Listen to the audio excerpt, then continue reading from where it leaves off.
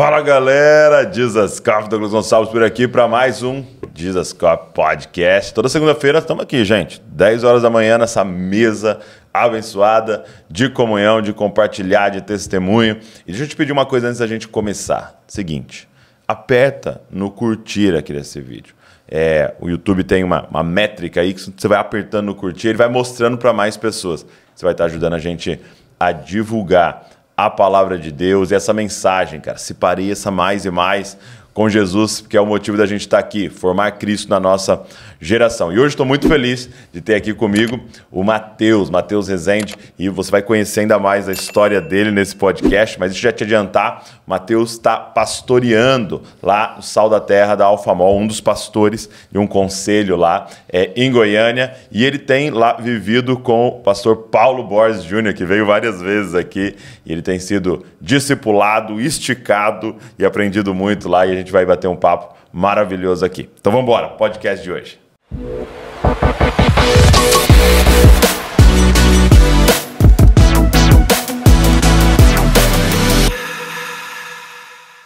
Meu amigo. Que alegria, meu irmão. Que honra privilégio recebê-lo aqui, viu? Alegria Obrigado. minha. O Matheus veio para o acampamento dos adolescentes aqui da família de Zascop, ministrou lá, né, para os adolescentes na chácara. Coisa linda, viu? Dias lindo, assim, né? Marcantes. Galera com fome, né? A galera com a sede, assim, de responsabilidade. Foi precioso lá. Cara, como os acampamentos foram importantes na minha vida, assim, sabe? Esses tempos de retiro, né? 3, 4 dias no meio do mato, com aquele monte de adolescente. Como foi importante na minha jornada. Sim, sim. Eu sou filho de pastor, né? E aí eu cresci nessa realidade de acampamento também. E como eu gosto sempre de lembrar, eu amo o C.S. Lewis e eu gosto de sempre lembrar os acampamentos com Nárnia, né? Eu sempre percebi os acampamentos como Nárnia. Eu vou eu entro nesse guarda-roupa e lá são dias intensos, porque eu vou orar sempre, eu tenho sempre estar atento, eu durmo com gente. São dias que o banho de 3 minutos vale mais a pena que 20 minutos em casa, né? Então, assim, os acampamentos, sem dúvidas, marcam a nossa história e foi, com certeza, em muitos acampamentos que a nossa mente foi renovada e eu assumi a minha responsabilidade com Jesus em um desses acampamentos. Eu também. Acampamento é forte. Eu também tive encontros com Jesus e eu lembro de uma vez orando sobre isso, né? Senhor, é tão poderoso, né? E aí eu lembro que o Senhor começou a me lembrar de João Batista, né? Que cresceu no deserto, né? E aí ele começou a me falar disso, de por que é tão poderoso, porque é um deserto. E a gente sempre olha deserto no sentido de prova, né? Mas, na verdade, era um retirar-se, né? Era um lugar afastado da muvuca, das telas, caos, né? Das influências. E o Senhor começou a falar, cara, dá para você ir voluntariamente para esse lugar, dá para você viver uma vida dessa forma, né? De maior comunhão com Ele, maior comunhão com os irmãos e se retirando de certas coisas, né? E é um desafio para a gente, né? Sim, e essa é uma jornada que a gente vê na palavra de Deus, dos homens e das mulheres de Deus, né? Sempre. Deus vai se retirando, Jesus se retira para orar, Jesus também crescia e se fortalecia no Espírito num lugar mais isolado, né? De um lugar onde não se vinha muita gente, né? Não divide muita coisa boa. João Batista, no caos da corrupção daquele povo, eram 2 sumos sacerdotes, então ele viu o caos, ele sai desse ambiente de caos e fala assim, não está aqui, eu preciso ir para um outro canto, né? Então, os acampamentos também, às vezes as pessoas falam, isso aí é agitação, é coisa de acampamento. É coisa de acampamento, exato. É coisa de se retirar. Nem todo mundo volta tão bem, mas marca a vida de muita gente. E eu sou um desses aí que sou muito marcado na minha história aí. Benção, foi muito bom. Cara, você está, hoje, nós falando aqui, você está morando na casa do Paulo Borges Júnior, né? Todo mundo conhece Paulo Borges, né? Mas vocês conhecem mais como Paulo Júnior, né? Paulo Júnior. PJ. Isso, porque tem um outro Paulo Júnior também tem aí, outro né? Paulo Júnior, né? Aí colocaram Paulo Borges Júnior para exatamente. Aí é Paulo Júnior, PJ, gordinho. É de tudo, assim. Mas eu tô lá, cara. Tem 1 ano e 7 meses. Você falou que no dia da nossa gravação aqui, hoje é a última noite. Você exatamente. É minha última noite. Hoje é meu primeiro podcast da vida e minha última noite na casa do Paulo Júnior. Marcante, hein? 1 ano e 7 meses. 1 ano e 7 meses. Com o Paulo Júnior e com a Lana. Tempo, assim, de esticar. Eu sei que é um privilégio, assim. Às vezes o pessoal nos encontra e fala, cara, como é que é, né? Eu lembro da primeira semana, e é muito louco isso, porque o Paulo Júnior, às vezes a gente vai ouvir no PJ, né? E o que mais marca na vida do Paulo é a coerência dele, né? Ele encarna a parada mesmo. Eu me mudei para casa do Paulo Júnior e ele nem estava lá. Eles estavam em viagem, eu fiquei 5 dias sozinho lá, me mudei, tinha a Lana, é uma mãezona, preparou uma toalha com o meu nome bordado, uma toalha de rosto, o meu quarto já pronto, só para eu me instalar, e eles nem lá estavam. Então, assim, passa muita coisa na cabeça, né? E é muito legal a gente falar isso, né? Porque o Paulo Júnior tem sido uma referência, o Jesuscope tem alavancado, claro, muito a voz do Paulo Júnior, eu sei da influência dele nas nossas vidas, né? Sim, nas nossas vidas. E ver essa coisa dele, cara, essa entrega, ele nem me conhecia tanto, entendeu? A gente... Mas vamos voltar. Como que você acabou na casa do PJ? Boa. O que acontece? Chegou lá? Enfim, a minha história... Eu sou de Minas Gerais, né? Eu gosto sempre de falar isso. Sou lá de Timóteo. É a cidade que o apóstolo Paulo escreveu 2 cartas. Uau. Você deve ter lido. Ali Jesus em Minas nasceu Gerais. Em Belém e Paulo escreveu... Aqui em Belém do Pará. E Paulo escreveu para Timóteo. Mas eu sou lá de Timóteo, Minas Gerais. Cresci na igreja com 12 anos. 11 para 12 anos. Foi a minha virada de chave na missão.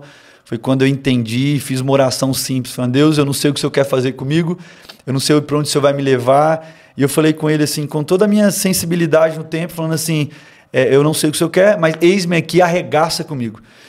E foi essa expressão bem mineira, para alguns até um palavrão, né? Mas eu falei, arregaça comigo, Senhor.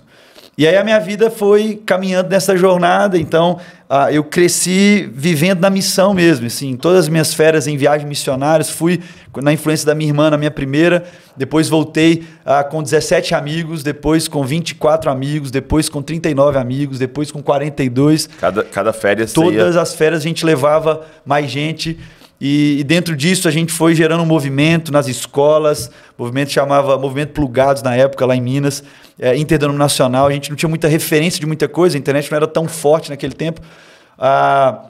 Então a gente cuidava tanto dos órfãos, tanto nos hospitais, enfim, era um tempo muito precioso. Isso você estava na escola? Isso eu estava na escola. E você eu tinha 13, 14 anos. Organizava grupos na escola para fazer isso? Exatamente, a gente chamava de pit stop.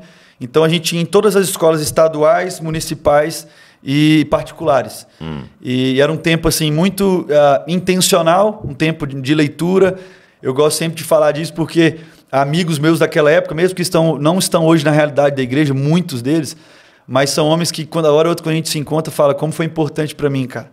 Como foi importante para mim aprender a falar em 5 minutos aquilo que eu demoraria 1 hora. Como foi importante na minha formação como homem. Faziam? A gente fazia era o que hoje a gente chama de clube na escola. Era uma parada meio que obrigatória para esses amigos. A gente fazia no recreio sempre de 20 minutos. A gente tinha os últimos 10, era oração, a leitura da palavra, e era um tempo muito evangelístico, mas um tempo muito de meditação, né? Onde todo mundo falava. Então não era eu pregando só, onde todo mundo podia pregar. Porque quem não consegue compartilhar com 2, 3 minutos?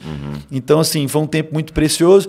E disso aí a gente fui crescendo, né? Na Juban, na Juventude Batista Mineira, jovens de todos os lugares de Minas Gerais.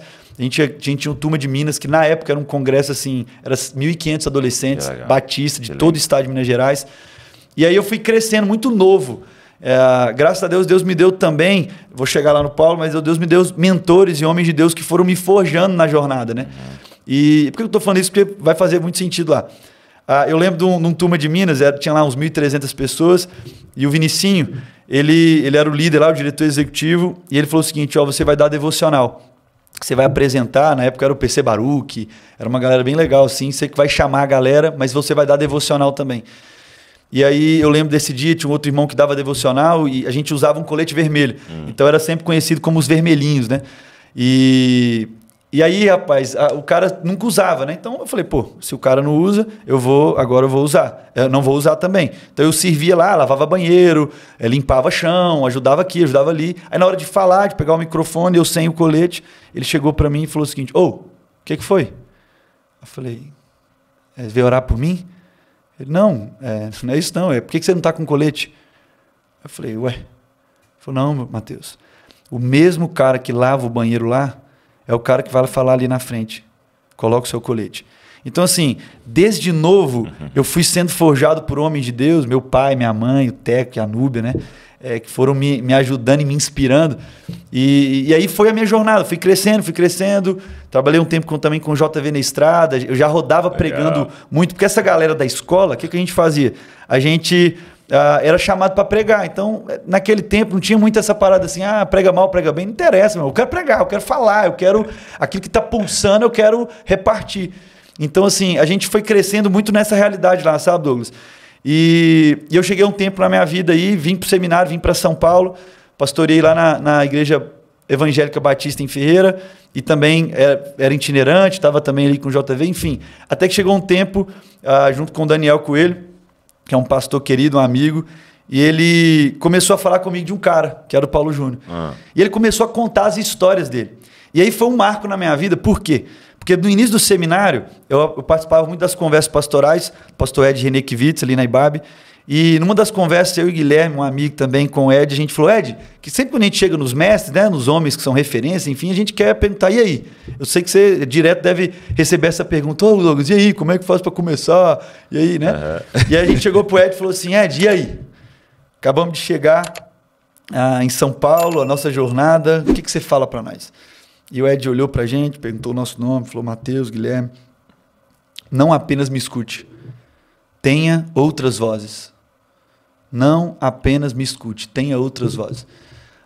Isso mexeu muito comigo, Douglas. Eu fiquei assim, eu sei que meu pai é uma referência, outros homens e mulheres de Deus são referência na minha vida, mas eu fui buscar essa outra voz forte, sabe?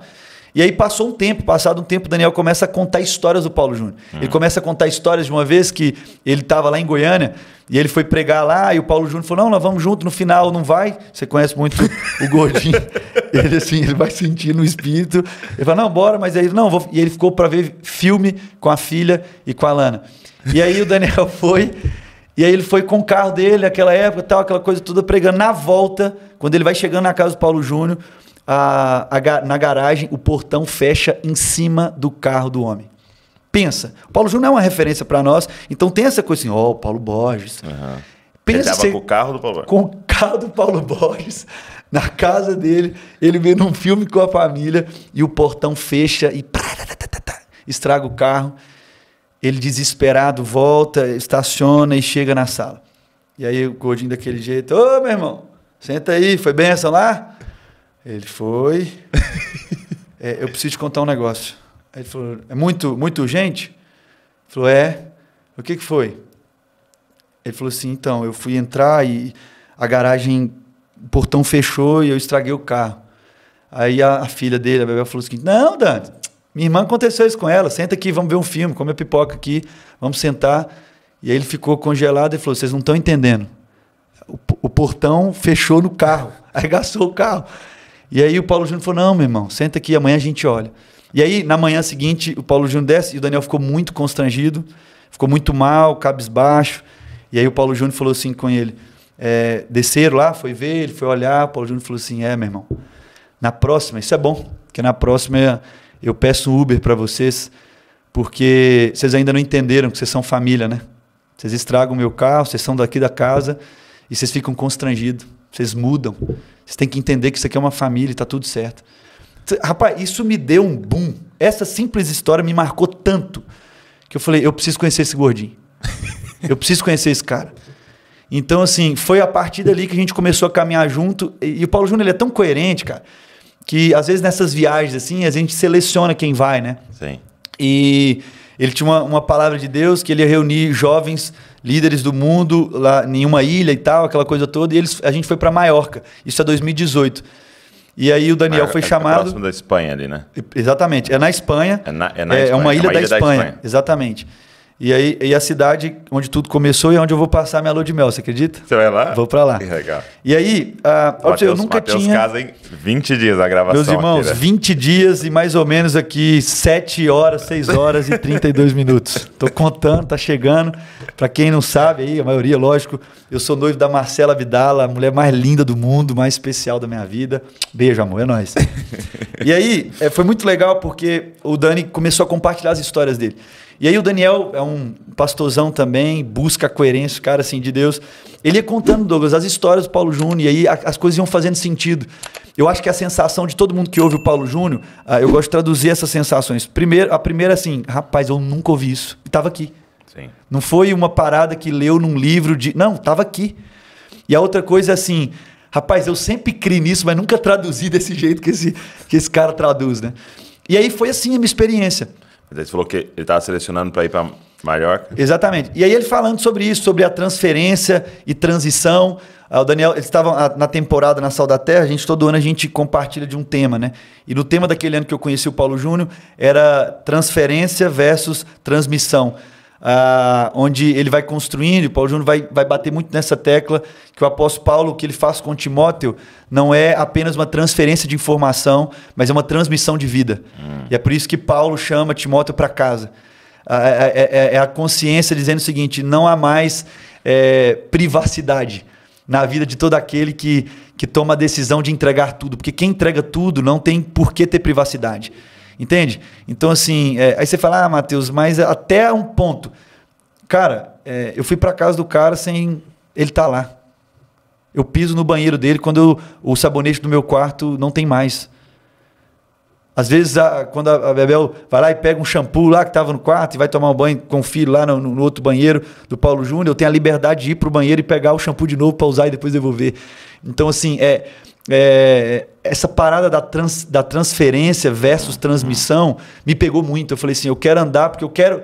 eu já vivia nesse sentido, assim, nessa intencionalidade. E a coisa foi potencializando. Eu falei, eu quero isso pra minha vida, cara. Não quero ser o pregador de um público muito grande, mas eu quero ser um homem que no meu velório os amigos vão ter a honra de pegar na alça, não vão deixar nem os caras do velório segurar. Que eu gosto de pensar nisso, assim, os amigos da alça, eu quero ter os homens de honra, as minhas amigas, meus amigos que vão segurar na alça do meu caixão e vão dizer, não, esse homem foi um homem coerente. Esse homem foi um homem que encarnou. Então, Paulo Júnior foi muito essa representação nas histórias. E aí, nessa viagem, sem mesmo me conhecer, foi que eu conheci ele, o Pijama, conheci a Sal da Terra lá, meu irmão. Eu conheci só o Daniel e as histórias do Paulo Júnior. E aí eu fui conhecer lá. Então, eles te convidaram para ir nessa viagem. Exatamente. O Daniel falou o seguinte, bora comigo? Só paga a passagem, lá os irmãos vão arcar tudo. Aí, né, a gente quer que a gente fale amém, né? Tá tudo certo. E aí a gente foi para Maiorca. Eu lembro do primeiro encontro com o Paulo Júnior. A gente estava subindo lá na igreja que você foi também, na igreja do João Martins, na Casa da Cidade. E a gente estava subindo lá, é bem aconchegante, né? Tudo tem um sofazinho, exato. Um relógio, um quadro. E aí a gente estava subindo, ele mancando ainda, aquela coisa toda. E eu assim, é o Paulo Júnior, né, velho? Reverência, aquela coisa toda e tal. E assim, atrás, para tentar a poeira dele. Se ele andava para a direita, eu ia para a direita para pegar a unção, a sombra. Eu lembro que ele parou na metade da rampa assim, ele pegou um relógio e falou o seguinte, Matheus, eu nem sabia que ele sabia meu nome. Eu falei, tá. Porque às vezes os caras também sabem o nome e falam, qual que é o seu nome mesmo? Sabe? Esses caras famosos, esses caras... desculpa, qual que é o seu nome? Aí os caras sabem, mas para dizer o seguinte, né? O famoso aqui sou eu. Mas enfim. E aí chegou e falou o seguinte, Matheus, eu já assustei. Ele pegou o relógio e falou o seguinte, meu pai também foi relojoeiro e o relógio estava parado. E ele falou o seguinte, e ele sempre me ensinou que é melhor um relógio parado do que um relógio que está no horário errado. Sabia? Aí eu, não... Aí ele falou assim, porque o relógio que está no horário errado, ele erra a hora o dia inteiro. E o relógio que está parado, ele acerta 2 vezes ao dia. Tem hora, Matheus, que é melhor a gente ficar parado, e acertar 2 horários no dia, do que viver o dia inteiro no time errado. Aí de cara já meteu essa.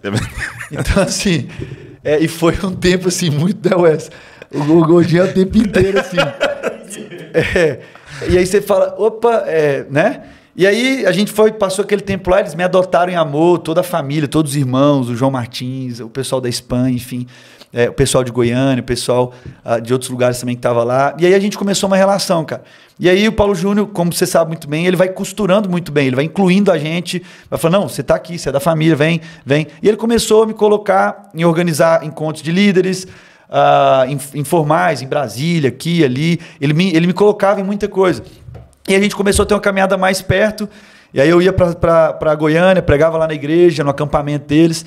E aí um desses acampamentos eu fui para descansar. Eles me levaram para descansar, velho. Não foi me levar para pregar. Eles falaram assim, não, vem pregar os outros meninos, mas foram para descansar, para ter um tempo com eles, enfim. E aí eu preguei lá e o Paulo Júnior falou o seguinte, Mateus, sua voz... Não, ele me chamou para casa dele. E aí eu já falei assim, meu Deus do céu, eu vou dormir na casa do Paulo Júnior, velho. E aí a cama, a Lana é uma mãezona, mas a Lana arrumou a cama, o cheiro, ela é muito preocupada com isso, o cheiro. Tinha, se eu não me engano, uns 23 lençóis, mano. Tipo assim, era um trem assim que eu falei, caraca, que excelência, o quarto atrás. Eu ficava até e eu tô confessando isso aqui, tá, Paulo Júnior? Eu ficava com o ouvido assim na parede pra ouvir, né? Não, a misericórdia, pra ouvir o seguinte... será que estão orando? Me comprometeu, assim, né? Mas assim, será que estão orando? Será que é, né? Mas ele me chamou para a mesa da casa dele e ali ele começou a ministrar na minha vida. Ele falou assim, sua voz não é uma voz local, sua voz é uma voz global. Você já fala inglês? Eu falei, não. É uma parada que Deus já mexeu comigo lá atrás, fui explicando e tal. E aí ele falou o seguinte, é tempo da gente caminhar mais perto, a gente quer como casa enviar.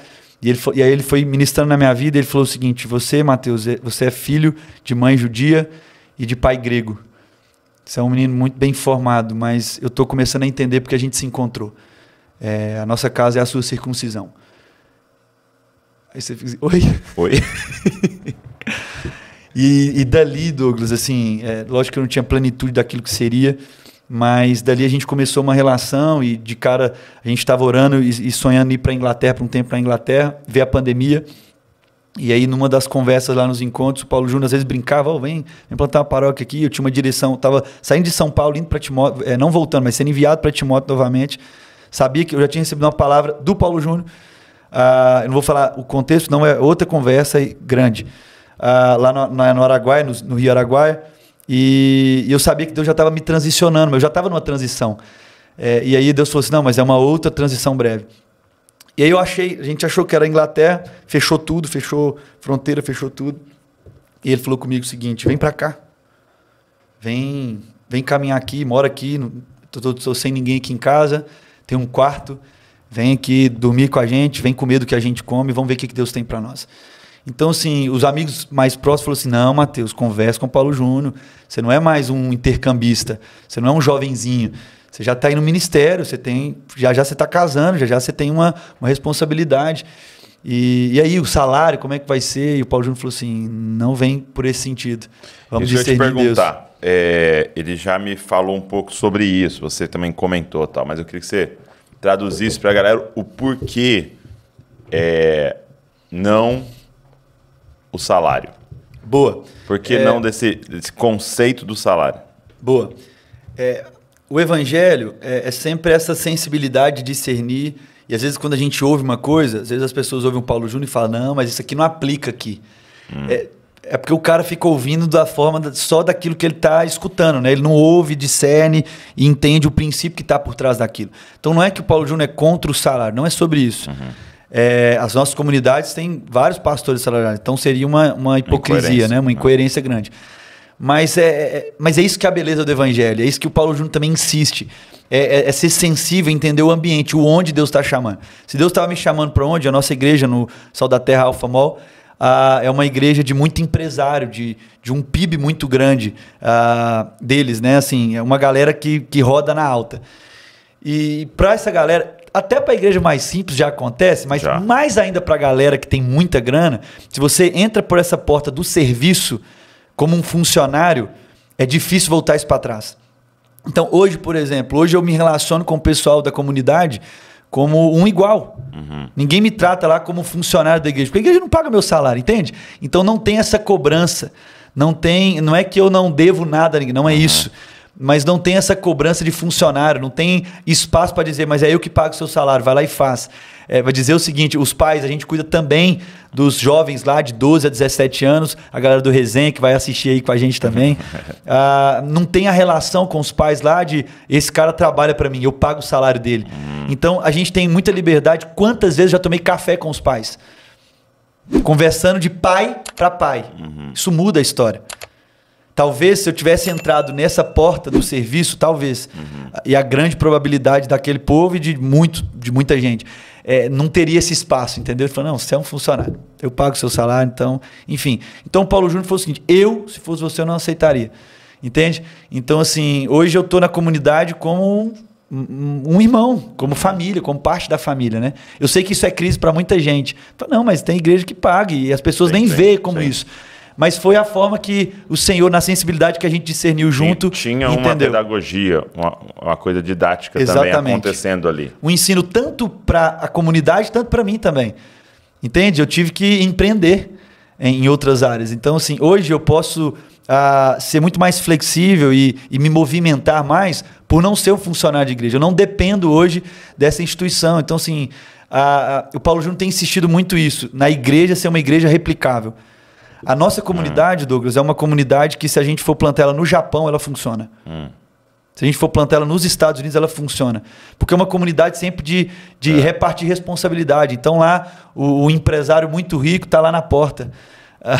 Entende? Tipo assim, homens que foram investigados pela Lava Jato, por exemplo, e responderam por isso, hoje estão lá assim, honrando a Jesus, servindo as pessoas. E às vezes quando o pessoal chega de fora, mas como assim, velho?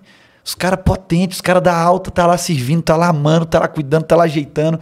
Porque lá é a devolvendo responsabilidade o tempo inteiro. Ah, Mateus, o ministério infantil tá mal. Vamos ser responsáveis, cadê os pais? Vai perguntar para mim, eu não sou seu funcionário. Ó, Paulo Júnior, fala das ofertas, porque tá mal. Meu irmão, é a sua responsabilidade, entende? Então, nesse lugar de funcionário, talvez o cara fala, Mateus, fala lá isso para mim. Porque é esse lugar, entendeu? Não é uma maldade às vezes, mas no ensino e na pedagogia da comunidade e também nesse novo tempo de pastores, cara. Assim, essa geração cada vez mais quer estar com gente de verdade, não que os pastores não são de verdade. Eu fiz seminário, fui para o seminário direto, fiz Faculdade Teológica Batista de São Paulo, sempre entendi em Deus que esse era meu lugar, pastor de tempo integral, dedicação exclusiva. E uma das circuncisões com o Paulo Júnior, que ele ministrou na minha vida, foi o seguinte, falou, Mateus, você é pastor de tempo integral. O Douglas é pastor de tempo integral, o Wes é pastor de tempo integral, mas o Wes não é pastor de dedicação exclusiva da família de Zuscop. Você também não é, né? Não. O Douglas não é pastor de dedicação exclusiva da família de Zuscop. Não é que quem é menos ou maior, não é sobre isso. Mas como isso é forte, né? Como a gente vai inspirar mais pessoas. Como o médico ouvindo a gente. Isso me marcou muito quando eu fui lá. Até das conferências Sal da Terra, né? Aquele ano passado. E ele falou isso. Ele falou assim... porque eu tinha um termo, né? E aí ele é contra o termo. Normal. Que eu falava assim... normal, né? Eu falava assim, eu acho que é tempo agora dos pastores ser bivocacionado, né? Mas era num sentido de como você está empreendendo e servindo à instituição e fazendo as duas coisas, né? E aí ele falou, não existe o bivocacionado, né? Sim. Porque é sempre uma vocação só. Agora eu exerço a minha vocação quando estou na empresa e exerço minha vocação quando estou lá na igreja e exerço a minha... Então, é apenas uma vocação, mas múltiplas funções. Exatamente. Né? Então, talvez a melhor palavra seria tempo de líderes que têm múltiplas funções, né? Mas que é uma vocação só, né? Exatamente. Então, eu estou aqui fazendo vídeo, o Wesley está aqui fazendo vídeo, mas é pastoreio. Exatamente. Né? E aí a gente vai para casa, cuidar da família, é pastoreio, você vai para a igreja, é pastoreio. Então, é integral, o pastor né? tempo integral. E isso é muito forte, porque assim, isso me esticou também. Pensa, eu cresci na comunidade, antes de eu terminar meu ensino médio, eu rodava o Brasil, Minas Gerais, então assim, eu já exerci a minha vocação antes de formar, meus amigos estavam prestando prova para o vestibular, para fazer uma profissão, para depois trabalhar, eu já pregava, já me sustentava também com isso, e aí eu me encontro com essa circuncisão, eu me encontro com esse lugar que ele fala, não, meu irmão, é outra direção, assim. Então, essa parada, assim... que o evangelho faz com a gente, né? Ele estica a gente. Então, assim, a minha vida com o Paulo Júnior, esse tempo na casa dele, vivendo ali de perto, é um mestre, um amigo. Ele me estica demais, irmão. Mas me estica demais, assim. E eu acho que esse lugar é muito precioso, assim. Homens e mulheres que são submetidos a esse lugar de se esticar, de ser vulnerável. Eu tenho passado essa temporada, assim, numa pressão muito forte, graças a Deus. de formação. Entender que esse é o Mateus integral. É para eu alcançar esse Mateus pleno, né? E aquilo que o apóstolo Paulo sempre fala, né? Tudo que eu construí com a minha filosofia, tudo que eu aprendi, não é que desperdiçar, não. É pior que isso. Eu lanço tudo fora, eu jogo tudo fora. Eu considero isso como esterco, para poder ser encontrado nele, para poder ganhar a Cristo. Não que eu já alcancei a plenitude, né? Mas eu caminho em direção a esse lugar. Então, assim, a minha caminhada com o Paulo Júnior, cara, é um esticar. Você tá doido? Você tá falando assim? Eu sei que as pessoas, às vezes, quando vão ouvir o podcast, né, às vezes querem ouvir histórias do Paulo Júnior e tal. Eu quero contar uma história aqui com o João Martins, que é o nosso amigo também comum, querido. Eu recebi um amigo, estava em crise ministerial, jovem, estudou comigo no seminário. E eu falei com ele o seguinte: vem pra cá. No mesmo dia ele comprou a passagem de avião, ficou uns dias comigo. E ele estava em momento de crise, enfim. E aí ele ficou um tempo comigo. Aí o Paulo Júnior e o João Martins chegou. Então pensa pro cara, e pra mim, né? Mas pensa pro cara, assim, João Martins, Paulo Júnior, e aí começou a contar histórias, lógico, ia chegar porque ele tava ali, né? E ele foi compartilhando a história, o desafio que ele tava vivendo lá, enfim, relacional.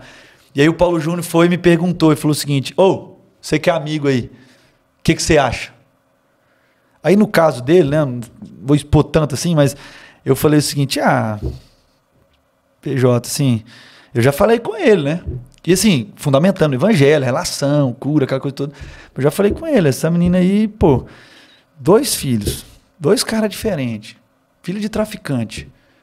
E ele tinha se envolvido com essa menina, tinha terminado o namoro, tinha envolvido, estava se afastando da comunidade local, estava sendo assim, muito difícil lá, a relação com ele lá na comunidade local.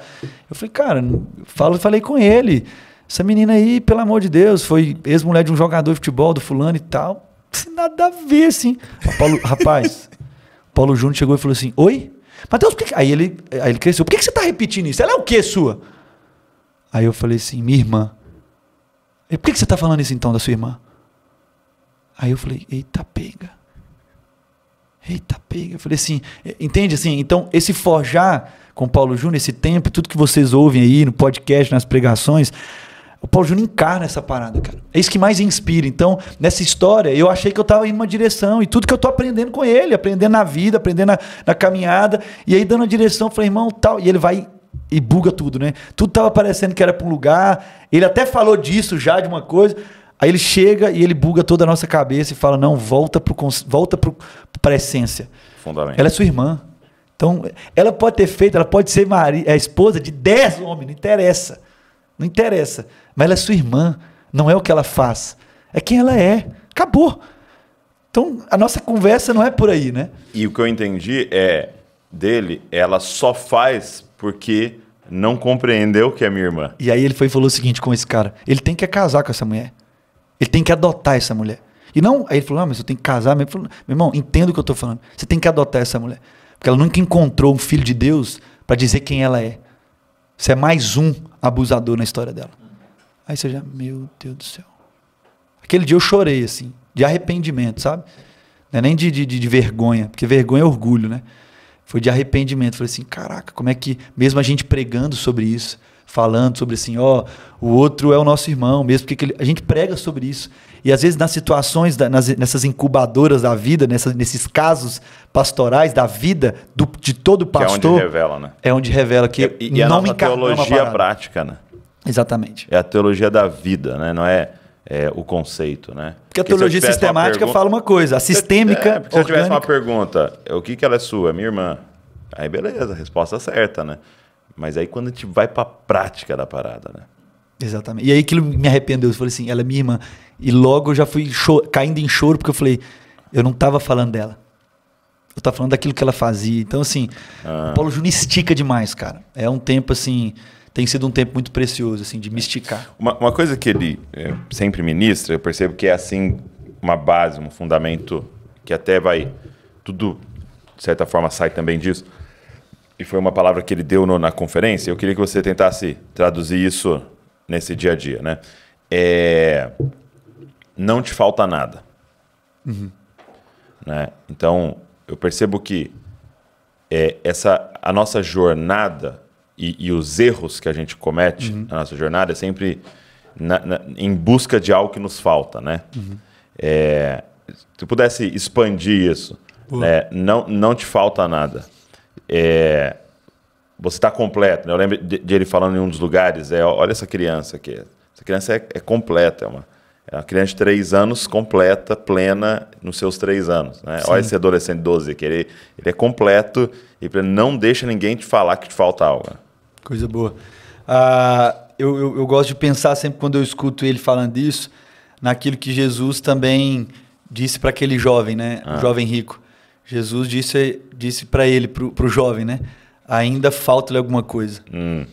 E aí quando ele olha... E por quê? Não era riqueza, não era dinheiro, que é o que na construção da nossa vida parece que é o que falta, né? Por que falta? Falta grana, falta segurança... O que falta? Falta uma história, falta um público, o que falta? E Jesus subverte a parada. Ele falou, não, ainda falta. Mas não é aquilo que você acha que falta.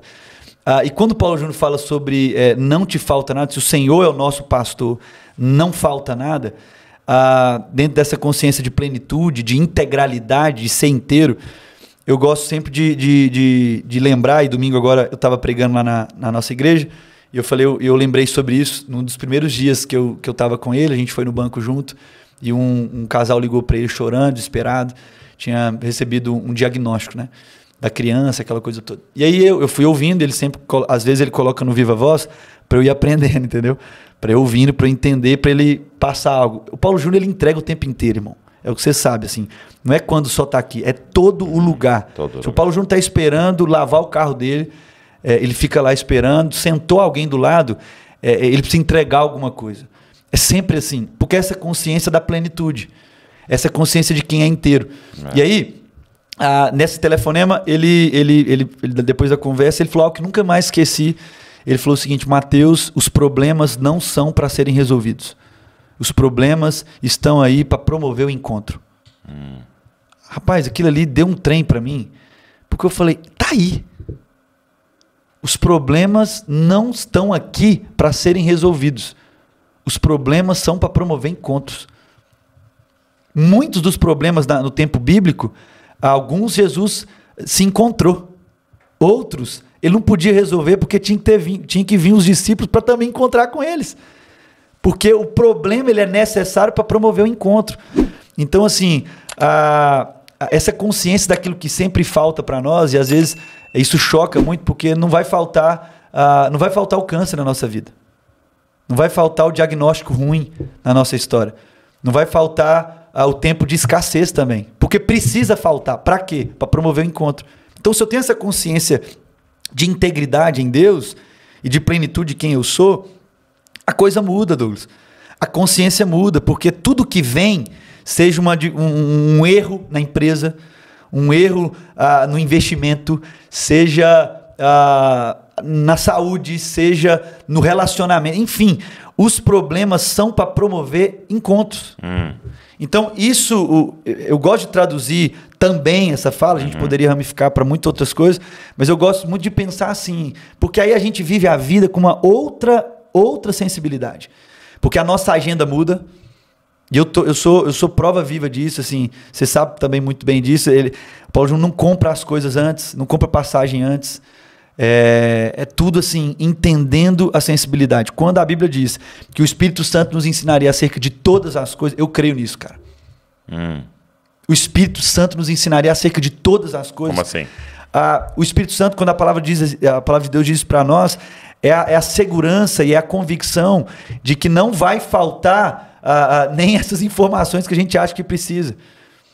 Quando há essa sensibilidade, esse coração entregue, ele vai nos ensinar acerca de todas as coisas. É ele que vai dar a direção dizendo o seguinte: agora é hora de ir, agora é hora de não ir. É tempo de você dedicar com esse, não é tempo de você dedicar com esse. Então, ser sensível, quantas vezes, às vezes, lá na mesa da casa, lá, a gente tomando um café e a gente, assim, orando. Como é que a gente orava, assim? Silêncio. E o Paulo Júnior aqui com o dedinho. Fala, Deus. Fala, Espírito. E aí fazia uma ligação. Não é esse. E fazia uma outra. E a coisa encaixava, a coisa encaixando. E a gente falou assim, eu falava assim, caraca, meu irmão. Falava, Deus, é isso que eu quero viver.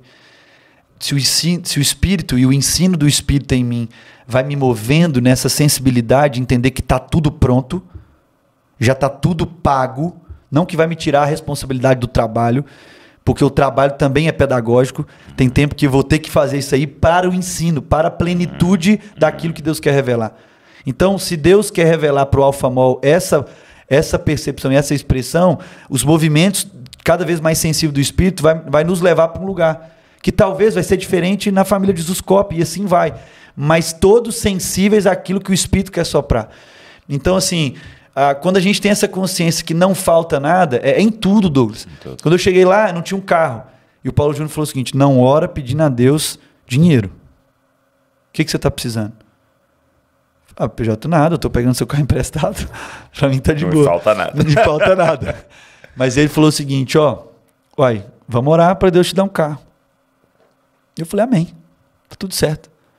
Ele é meu pastor, eu preciso de um carro? Ele sabe, porque eu estou trabalhando para ele, Douglas. Uhum. É isso que vai transformando a nossa mentalidade. Assim, eu não trabalho para um projeto meu. Uhum. Se fosse um projeto meu, eu poderia ter as estratégias e poder buscar outros ensinos. Mas quando a gente está completamente sensível à voz do Espírito, é porque é um projeto dele. Aquilo que ele falou assim, vocês estão aqui para cuidar. Eu estou aqui, Jesus mesmo falou, eu estou aqui para cuidar dos negócios do meu pai. Então, assim, se é do pai, eu preciso ouvir o pai falar para eu entender o que ele quer.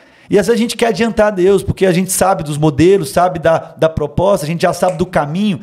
E Deus já mostrou. Moisés também sabia do caminho e se ferrou. Exato, foi no braço. Foi no braço. Então, assim, me ouça.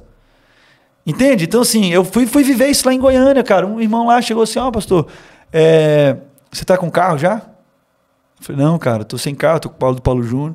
Ele falou o seguinte, tá aqui, paga 12 vezes, X mil reais por mês aí, assim, 10 mil abaixo da tabela, 2 mil reais por mês aí. Aí outros irmãos já foi falar assim, ficou sabendo da história, falou, não, essa responsabilidade é nossa, nós vamos marcar com isso aí, pra você lembrar que é Deus que te sustenta. Então, assim, é isso, cara. Eu quando eu penso no Paulo Júnior também, eu lembro de um texto, assim, que Deus falou muito no meu coração, no momento de transição do meu ministério, enfim, na minha ida para São Paulo, que é ali no capítulo 21 de João, do Evangelho de João, que Jesus ele tem a segunda pesca maravilhosa, todo mundo sabe esse texto, mas tem um detalhe, e eu gosto de pensar a Bíblia assim, porque e o Paulo Júnior nos provoca muito assim também, né, de ver os detalhes, de prestar atenção nas perguntas, enfim.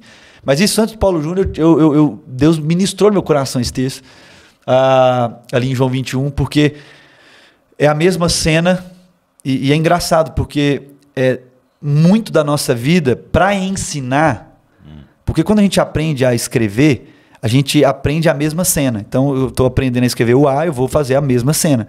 Então, eu estou aprendendo a falar amor, A-M-O-R. Vamos lá? Amor. É a mesma cena, entende?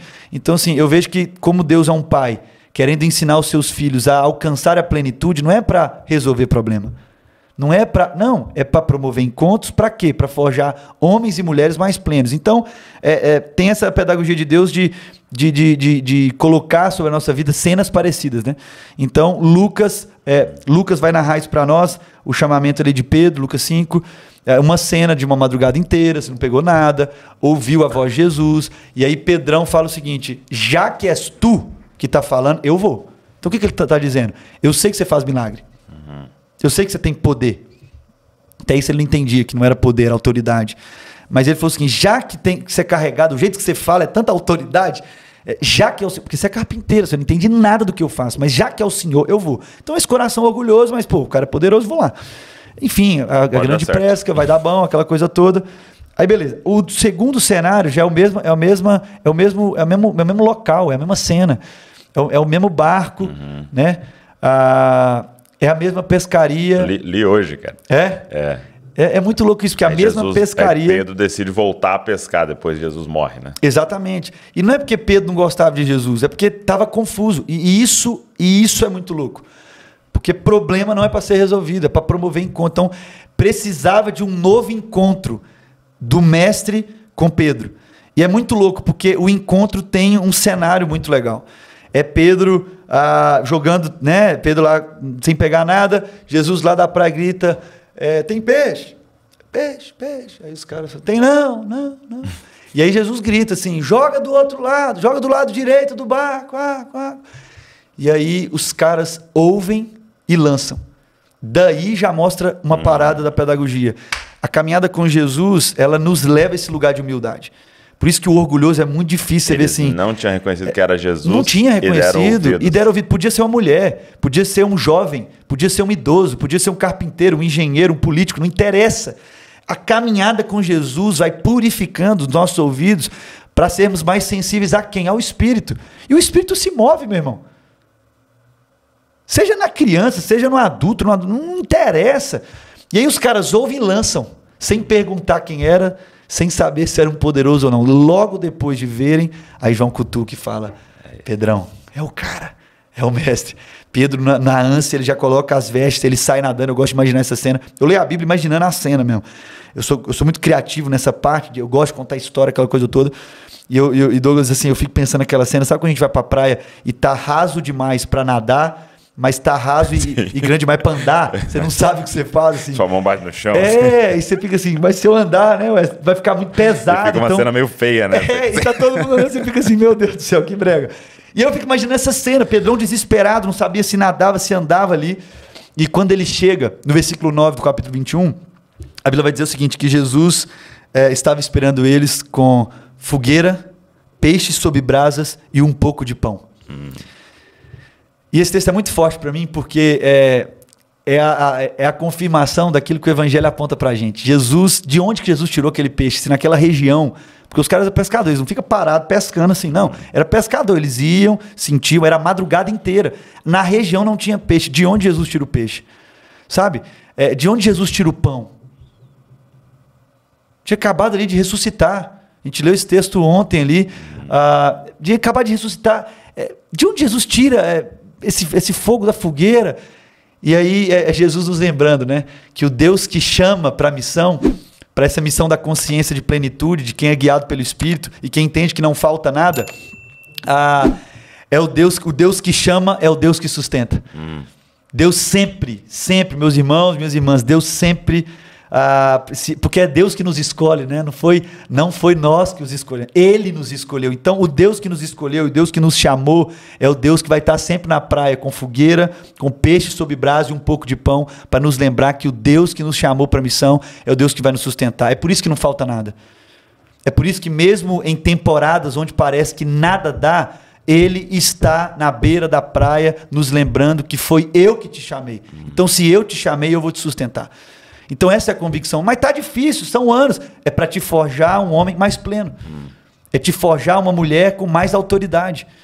É entender, mas os problemas estão, o caos é o eterno, que no caos ele vai ser a paz e vai guiar. Porque a gente vê isso na Bíblia, cara. Paulo lá preso. O texto ali fala que Paulo era cidadão romano, ele não precisava apanhar, ele não precisava dos chicotes. Foi quase o chicote da morte. Ele não precisava daquilo. Era só ele tirar a carteira, apresentar a carteirinha e falar o seguinte, eu sou romano, opa, era o direito dele. Mas Paulo não vai para o caminho do direito, porque todo aquele que entende que não falta nada, que é pleno no Espírito, que é pleno no Eterno, ele entende que, se está provocando isso aqui, tem dedo do Eterno. Entende? Por mais que a gente não vai entender, tem dedo do Eterno. E aí Paulo vai para a cadeia, apanha, é arrastado, vai para o pior lugar da prisão, vai cantar, vai adorar, tudo quebra, todo mundo podia sair, eles ouvem, e aí está a parada da coerência, de encarnar esse Espírito. Não é muita fala, é encarnar a parada. Como o Espírito encarnado, ele muda o ambiente. Todos ficaram ali, o cara ia se matar, você sabe muito bem, o carcereiro ia se matar e ele fala, não faça isso. Talvez, na nossa ânsia do nosso direito, a gente é provocado em dizer o seguinte, mata seu desgraçado, vai com Deus. Deus fazendo justiça. Desse jeito, um Deus justo. E quando ele vai, ele fala, não faça isso. Estamos todos no pior lugar. Então eram os piores prisioneiros. Ele fala, os piores, todos estamos aqui. E é isso, o Evangelho encarnado nos leva para esse lugar de sermos movidos do Espírito e entender que os problemas da vida, as circunstâncias adversas vão nos levar para um encontro. É por isso que a gente tem que estar sempre sensível qual é o irmão que nós temos que encontrar hoje. É uma literatura que o Paulo mesmo nos incentivou aí atrás, ia lançar, né? Foi do Larry Crabb, O Lugar Mais Seguro da Terra. E uma coisa que mexeu muito comigo lá, agora já nem sei se foi no Chega de Regras ou no Lugar Mais Seguro. Ele dizendo isso, que diante do problema, não ore pela solução do problema. Ore pelo encontro. Exatamente. Então, ore para discernir o encontro. E tanto com o outro, quanto com Deus, né? Ele diz, então, ali na dor é uma oportunidade para o encontro com o Senhor, que é o maior presente de todos. Sim. Né? Então, você vê que, pensando nisso, os homens e mulheres se encontraram com Jesus, o prêmio não era a cura que receberam, mesmo porque morreram, né? Mas foi o encontro com ele, né? E o encontro com aqueles que seguiam a ele, né? Que se tornaram família depois. Então, é muito desafiador isso para nós, porque o discipulado que a gente recebeu em cada fala, e às vezes dos nossos pais, dos nossos autoridades ao nosso redor, sempre busca o alívio do problema, busca a resolução do problema, foge do problema, hora que Deus vai te livrar. Né? É o remédio, tira, e não deixa, e proteção, e condomínio e tal, né? Para nenhum problema te acontecer, né? E ali o Evangelho vem para nos propor uma outra parada. Né? Exatamente. A gente ora para pedir o problema, né? Porque muda, se o nosso pequeno grupo, se o nosso GC, se a nossa célula, ela tá muito perfeitinha demais. Eu vivi isso lá em Timóteo. Os meninos estavam com fome de Bíblia, lendo Bíblia, confessando pecado. E eu falei, galera, tá muito bom. Vamos orar? Eu falei com a galera assim, nesse tempo que eu pastorei em Timóteo, vamos orar para Deus trazer uns caras problemas, assim. Nós já somos problemáticos. Uns caras difíceis. E aí os caras, como assim, Mateus? Vamos orar? E a gente começou a orar 2 semanas, 3 semanas para Deus trazer os caras difíceis. E começou a vir. E aí a galera falou assim, pastor, Deus está ouvindo a nossa oração, aquele cara é chato pra caramba. Eu falei, é isso. E como é que ele vai nos forjar agora a ser homens plenos? Então, viu? É porque a gente vai infantilizando, essa fé que infantiliza. É muito doido o que você está falando, porque a primeira coisa que vem na nossa mente quando aparece um problema é o que eu fiz de errado? É isso aí.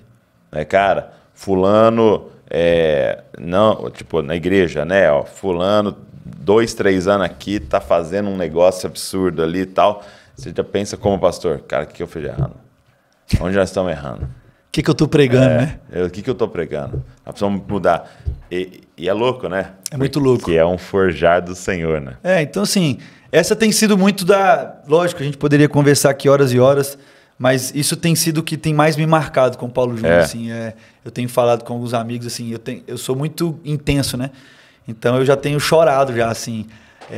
Lógico que vai dar saudade, né? Morar perto do PJ. É muito forte também, eu acho que é legal registrar isso. Quando eu cheguei, as pessoas, às vezes, né, com outros pastores, mestres, homens de Deus que eu respeito, enfim, as pessoas falam assim, qual que é? Meu sonho é chegar na biblioteca dele. É ler o que ele lê. O que ele lê? Os caras chegavam para mim e falavam, quem que ele lê? Quais são os livros e tal? E aí, como se ele lesse escondidas. E aí, de onde que o Paulo Borges tira isso, aquela coisa toda? E eu lembro nos primeiros dias que eu estava sozinho, eu fui ler as coisas que ele escrevia, né? Porque os livros lá eram uns livros muito básicos que a maioria dos livros estava até com plástico, que ele vai ganhando. Como ele já disse aqui, ele relê os pensadores, né? Para provocá-lo. Cara, o Paulo Júnior ele é uma figura assim. Esse dia eu estava vendo uma mensagem dele lá na Missão na Íntegra. Tem muita coisa boa ali. E ele estava num fórum do Dietrich Bonhoeffer, né? Num livro do Dietrich Bonhoeffer. Ele pegou ali e todo mundo estava falando do livro. E aí, lógico, agora, esse tempo atrás eu falei assim, você não leu esse livro, né, seu safado? Esse livro é novo. E ele não no leu. fórum. Aí ele riu. Mas é porque, assim, quando a gente é inteiro, mano, não é que a gente sabe falar de tudo, mas a gente vai entregar aquilo que tem em nós, né? É a sua parte, Exatamente. Então, assim, é muito forte isso, porque aí eu não fui para esse tempo com o Paulo Júnior, o Paulo nunca me perguntou o que você está lendo, assim, que livro você está lendo, o que você está... Ele sempre pergunta, como é que está a Marcela? Como é que está com seus pais? Como é que está a intimidade? Como é que está seu coração? Então, assim, às vezes a gente pensa dos mestres, que os mestres, nós vamos dar uma lista de livros para a gente ler. Com o Paulo Júnior não foi assim, não, irmão. Foi chamando para intimidade, vamos viajar junto, vamos estar junto, vem conhecer minhas dores, venha conhecer aquilo que pega para mim. Eu não quero te transferir informação, Mateus. Nesses 1 ano e 6 meses, nunca houve transferência de informação demais. Mas foi uma transmissão de vida. É vida na vida, é vida encarnada. Vem cá, vem para o meu lugar de intimidade, vem para minha casa, vem ver o que pega aqui em casa. Então, assim, esse é um desafio para todos nós, Douglas. A começar em nós, assim, ser casas que... Eu não sou o primeiro a morar lá. E talvez não vou ser o último. Que as nossas casas saiam desse lugar da privacidade para esse lugar onde o Eterno vai se revelando na encarnação desse lugar de transmissão de vida, de gente que vai entender da gente aquilo que o Eterno está soprando, sabe? Então, assim, nos primeiros dias lá, eu fui ler as coisas e falei, cara, o Gordinho é diferente. Coisas de 30 anos, sermão que ele escrevia, né? E ele foi evoluindo, ele fala que ele não prega mais, ele testemunha, né? Então eu fui lendo as anotações, os homens que ele escutava, enfim. E o que mais foi forte, Mateus, quase 2 anos morando com o Paulo Júnior. E aí? Vida encarnada, coerência, sensibilidade do espírito. Tá tudo pronto. Nada falta, cara.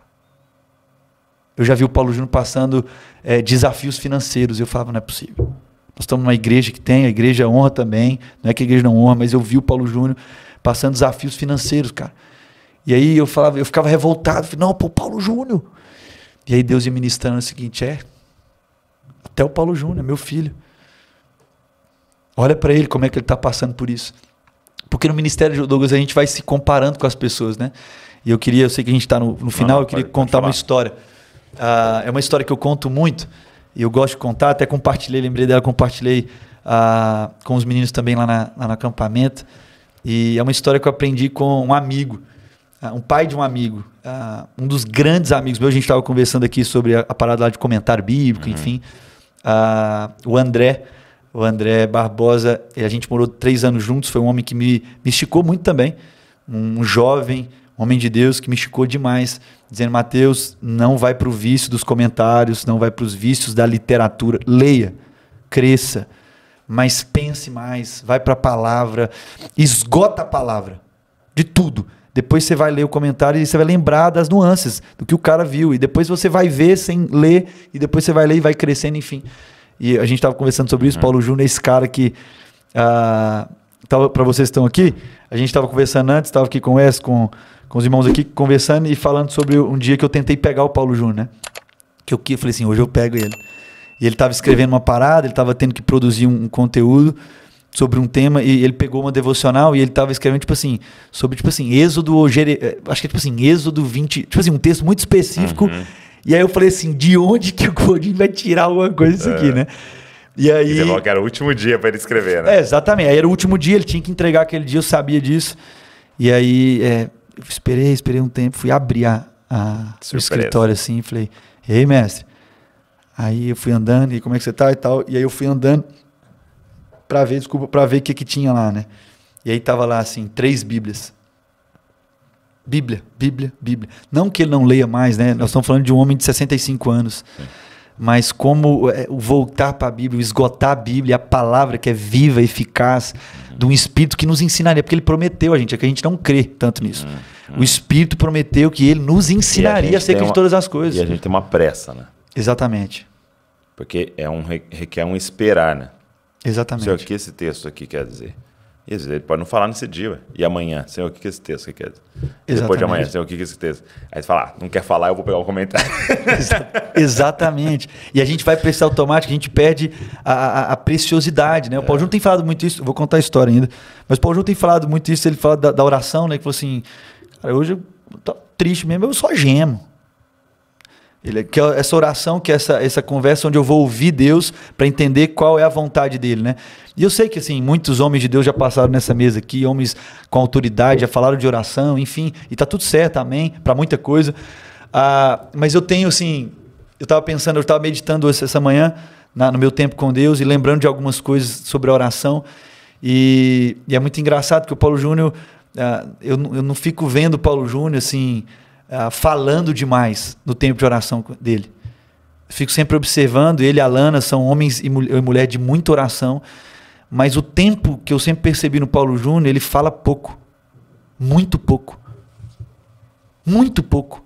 E aí eu lembrei do Russell Shedd, quando eu cheguei no seminário, a gente tem essa coisa tipo assim, pô, Russell Shedd foi pastor aqui, aquela coisa toda, né? Assim, os mestres da nossa vida, a gente quer saber, pô, o que o Douglas lê, o que o fulano lê, como é que ele ora, ele tem um cantinho, ele tem um tapetinho de oração, como é que é o mistério, né? Eu lembro que eu cheguei lá no seminário e fui querer ver lá, né, como é que era. E eu lembro de um grande amigo também, querido, o Joab. O Joab estudou lá, é um grande queridão, assim, que falou muito de São Paulo para mim. Trabalhou um tempo também na Igreja Batista Água Branca lá, e ele falava o seguinte: Mateus, quando eu estudava lá, o Shedd também estava lá, e essa história me marcou muito, porque ele falou que eles estavam lá, tinha uma sala de oração lá embaixo, no subsolo, e aí eles foram lá para um tempo de oração, aí foi ele e mais 4 pessoas, eram em 5, e aí eles iam começar a orar. Quando eles iam começar a orar, entra o Russell Shedd na sala. Aí o Russell Shedd entra e vai para o final da sala, senta na cadeirinha, lá tem um caderninho de oração lá, que até no meu tempo tinha coisas de muito antigas que a galera ia fazendo os pedidos, e você ia orando aquilo ali. Enfim, e aí, pô, o Russell Shedd, o cara sentou lá, e o Russell Shedd calado. Aí passou 20 minutos, todo mundo começou a se olhar, ninguém sabia, tipo assim, a gente ora ou a gente não ora? É o Shedd, pô. E aí todo mundo em silêncio, 20, 30 minutos, sai 2. 45 minutos, sai 1. Aí sobra ele e uma amiga. E aí o Russell Shedd lá. E eles olhando um para o outro, sim. E o Russell Shedd lá. Passado 1 hora, o Russell Shedd disse o seguinte: eu entendi, Senhor. Eu entendi, Senhor. Eu vou te obedecer. Levantou e saiu. Simples. Eu falei, rapaz do céu. E aí eu fui fui falar sobre essa história com um professor lá também, do seminário, e ele falou o seguinte: eu também fui aluno do Shedd. Certo dia eu falei, Shedd, como é que ora? Como é que você ora? Eu posso orar com você um dia? Ele falou, pode. Tá a hora lá no meu escritório, pode estar lá. E o cara chegou, pontual, o Shedd falou, deu a hora, ele ajoelhou no chão, 1h20 em silêncio. E no final ele diz, sim, Senhor, eu vou te obedecer. É Jesus, velho. É Jesus no Getsemane, dizendo o seguinte, a Bíblia fala de 1 hora também, fala que ficou 1 hora, os discípulos até dormiram, a Bíblia só relata Jesus dizendo, se for possível, Pai, afasta de mim esse cálice, mas faça a tua vontade. Jesus ficou o tempo inteiro o quê? Ouvindo o Pai. Falar demais para quê? Entende? Então assim, essa vida de autoridade, essa vida de ouvir o Espírito e crer que Ele vai nos ensinar acerca de todas as coisas, é entender que se Ele vai ensinar, a gente precisa o quê? Aprender. E a gente não aprende só falando. Primeiro a gente precisa ouvir. Então, assim, esse tempo de discipulado, de afiar, eu tenho sido assim, eu falo também muito para também ser, não consertado, mas ser inspirado para ser afiado. Sim, sim. Mas a gente está o tempo inteiro ouvindo, e não é só as palavras, é a vida, né? E nessa vida, Douglas, eu quero contar essa história, porque eu aprendi muito, e era com o pai desse irmão, para muitos uma voz não mais ouvida, dentro das circunstâncias da vida, do ministério desse cara, mas eu gosto muito de aprender, cara. Eu acho que assim, uma das coisas que eu aproveito bem com o Paulo Júnior é que eu estou o tempo inteiro tentando, assim, não sugar do Paulo Júnior, não ser um papagaio do Paulo Júnior, não, tipo, porque é fácil, você ouve a mensagem e fala, eu vou pregar sobre isso, essa sacada, essa parada, é muito além disso, cara. Não quero ser um papagaio dessa expressão, né? Mas eu quero encarnar o Evangelho, né? E nesse processo de encarnação do Evangelho, a gente tem que estar muito sensível àquilo que o Espírito quer ensinar acerca de todas as coisas e por muita gente, que a gente nem imagina. E ele me contou uma história. Isso serve para todos aqueles que estão nos ouvindo, nos acompanhando, e acompanham o Jesuscope, e é inspirado por você, por homens e mulheres de Deus que passam por aqui. E às vezes as pessoas falam, velho, você é privilegiado, hein? Às vezes fica nessa comparação. Eu lembro dessa história, e a história é o seguinte, certo dia, o jovem Camilo chega para a mãe Camilo e fala o seguinte, ô mãe, por que eu sou assim, mãe? Por que a minha pata é grande desse jeito e reta desse jeito? Por que eu sou assim? Olha o cavalo, a pata mais desenhada. Olha o cachorro, aquela pata peluda. As patas até das aves, todo um detalhe. Por que eu sou assim, mãe? A mãe do Camilo, olha, meu filho, você é normal. O Criador nos criou assim para que possamos aguentar viagens longas no deserto. Vai o cavalo tentar andar. Vai esse cachorro tentar fazer essa viagem no deserto. Olha para o papai, olha para a mamãe, está tudo certo. Você é normal. E aquele jovem Camelo ainda em crise, vivendo esse tempo e essas angústias, ele chega e fala com a mãe, fala, oi meu filho, ô mãe, por que eu sou assim, mãe? Por que a minha barriga é grande desse jeito e eu bebo água uma vez ao dia? Eu fico horas e dias sem beber água, mãe. E olha lá o cavalo, a pose, a zebra, a pose, o cavalo, o cachorro, os pássaros. Bebem água várias vezes ao dia. Por que eu sou assim, mãe? Por que eu sou assim? A mãe fala, meu filho, eu já te disse, você é normal.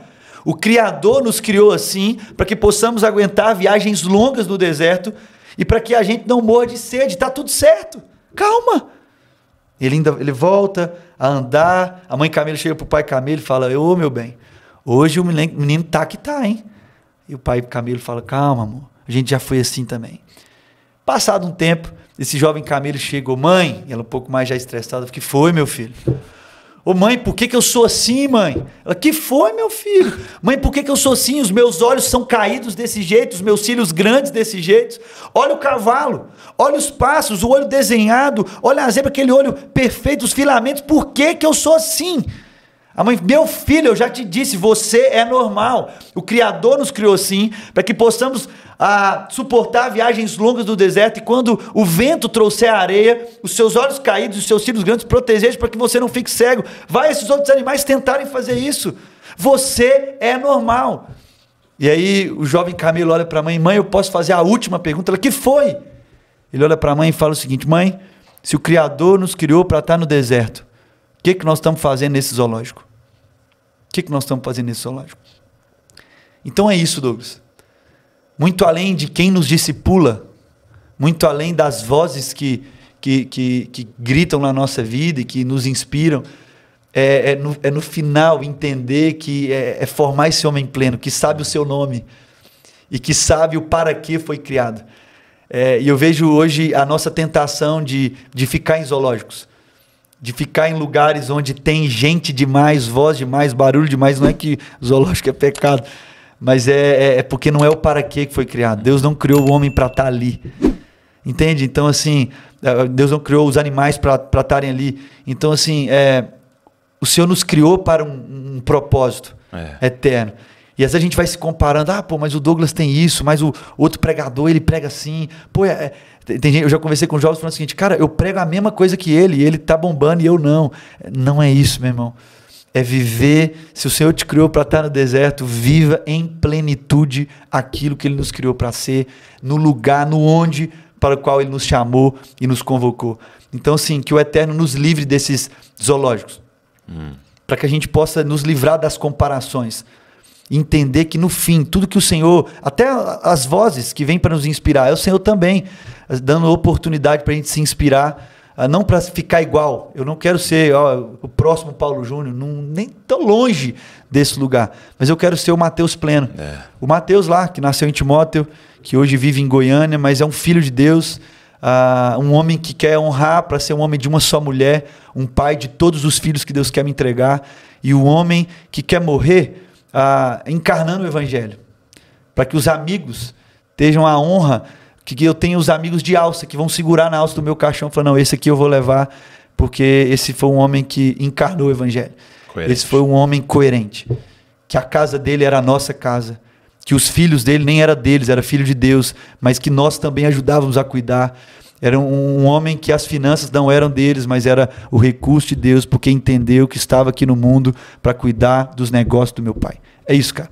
Eu acho que é isso que o Evangelho tem inspirado meu coração. Sim. Homens e mulheres de Deus me forjado para ser esse homem pleno, um homem encontrado.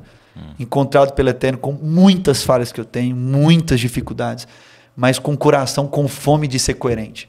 Então, há pouco tempo atrás, eu tomei uma decisão muito errada num dos meus negócios, e estou colhendo isso, e o tempo inteiro eu estava aqui, que o Senhor quer me ensinar, e quem que o Senhor quer que eu encontre. E aí eu lembrei de um texto dizendo o seguinte, tudo coopera para o bem daqueles que amam a Deus, não é daqueles que fazem tudo certo. Tudo coopera, não para aqueles que... Não, tudo coopera para aqueles que obedecem também, mas aqueles que amam a Deus. Então, assim, que o Senhor nos inspire a amar cada vez mais a Deus. Não, nós vamos acertar sempre, mas nós vamos estar encarnando e sendo coerente. Não para que os outros possam ver, não para que haja comparação, mas porque a gente vai estar coerente quando nós estivermos como esse camelo no deserto, com os pássaros nos lugares que ele vai voar. Amém? Então, muito forte, acho que é isso aí. é exatamente o que gera tanta ansiedade, né? Exatamente. Gera tanta angústia. Porque se a gente coloca todos esses animais no zoológico, né? Você fica nessa comparação praticamente só estética, né? Exatamente. E o não tempo de inteiro. propósito. Porque no momento em que esse camelo está no deserto, né? Ou seja, assim, ele está aonde Deus fez ele para estar, tudo faz sentido de tudo que Deus deu para ele. Né? E eu acho que é exatamente isso que mais ministrou meu coração. Não me falta nada. E aí quando a gente olha com os olhos do mundo, você fala, lógico que falta, você não tem isso, não tem aquilo. Não me falta nada para a jornada que Deus selecionou para mim. Exatamente. Não me falta nada para o deserto que ele me deu para andar, né? Sim, me falta se eu quiser ir para o lugar onde ele não me mandou ir e encontrar com as pessoas que ele não mandou encontrar, entrar nas portas que ele não mandou eu entrar. Exatamente. Agora, se a gente ouvir o Espírito e for na direção do Espírito, não nos falta nada. E não vai faltar nem o vento com a areia que vai machucar o camelo. Exato. Mas ele vai estar cumprindo. Entende? Assim, vai ser difícil para o camelo o vento forte trazendo areia. Mas o Senhor criou ele com os olhos rebaixados e com os cílios para proteger. Então, é aí que está a vida em plenitude. E aqui aquilo que o jovem rico não entendeu. Ele já tinha tudo, mas faltava alguma coisa. É por isso que o evangelho ele é subversivo nesse sentido. Faltava ele estar no caminho para qual ele foi criado para estar. Né? Do para que ele foi chamado. Isso muda tudo. É isso que Eliseu nos ensina quando ele queima tudo na alegria. Deixa eu lá despedir, eu vou queimar tudo, vou fazer um churrasco para os pobres, dou tudo aos pobres e eu vou queimar minhas carroças para viver no para que Deus me chamou. Isso muda tudo, isso traz uma outra consciência. O próprio Eliseu tinha momentos que ele podia ganhar com isso, ele falava, não quero nada. Tinha momentos que ele podia ir lá encontrar com encontros de honra, ele fala, não, vai o meu discípulo encontrar com o famoso, com o importante. Por quê? Porque esse é o coração daquele que ouve o Espírito.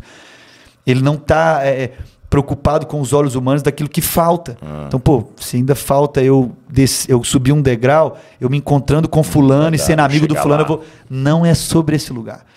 Na sensibilidade do Espírito, inteiro, integral, não falta nada.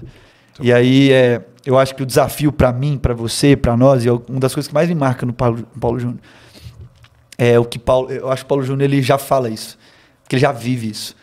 É que Paulo fala nas suas cartas e Paulo ensina. E eu acho que essa é a minha maior perseguição hoje, assim. E eu vou chegar lá, assim. O Paulo Júnior me inspira muito nisso, porque ele fala, o Paulo fala isso, assim, eu tô livre de todos. E hoje uma das coisas que mais me inspira no Paulo Júnior é que eu vejo no Gordinho, assim, ele é livre de todos, cara. Ele é livre dos parentes, ele é livre dos filhos. E encarnar isso é muito difícil, assim, eu sei quanto custa para eles.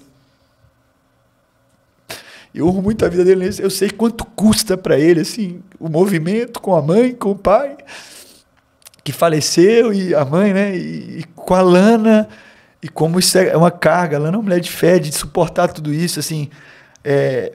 Mas hoje o Paulo Júnior pode dizer, cara, por isso que às vezes isso é até ruim, porque eu falo assim, parece que o cara já está pronto para ir embora, né? Mas ele pode dizer assim, eu tô livre de todos, livre das expectativas. É zero expectativa, cara. Paulo Júnior senta na mesa com qualquer tipo de gente, e zero expectativa, com gente rica, com gente pobre, zero. Mas sempre querendo entregar o para que ele foi criado, entende? Então, é uma jornada, é difícil a gente chegar nesse lugar. Falar assim, eu estou livre de todos. Mas eu acho que é isso que eu tenho tentado perseguir, assim, sabe? É entender. Um tempo atrás, minha irmã falou comigo assim, Matheus, mas você não percebe, mas às vezes você valoriza mais os de fora. Eu falei, como assim os de fora? Porque eu tenho aprendido isso, aquilo que Jesus ensinou. Quem é minha... sua mãe está lá. Quem é minha mãe? Minha mãe, os meus irmãos e as minhas irmãs são todos aqueles que cumprem a vontade do meu Pai. Então, Jesus ressignificou a família, não é mais os parentes. Nem todo parente é família nossa. Jesus ressignificou a família. Então, eu vejo que o Paulo Júnior, ele crê nessa família, cara. Porque o Evangelho revela isso para nós. A gente está falando de Paulo Júnior, mas, meu irmão, é o Evangelho. Isso me inspira demais. Livre de todos. Porque crê na família, crê quem é meu irmão. E cumprindo e ouvindo tudo que o Espírito está ensinando, eu vou encontrar com aqueles que estão cumprindo a vontade do meu Pai. Tem gente que não é usada de Satanás. Tem gente que vai estar cumprindo a vontade do Pai, mesmo fazendo as coisas erradas, mas que Deus vai colocar na nossa vida.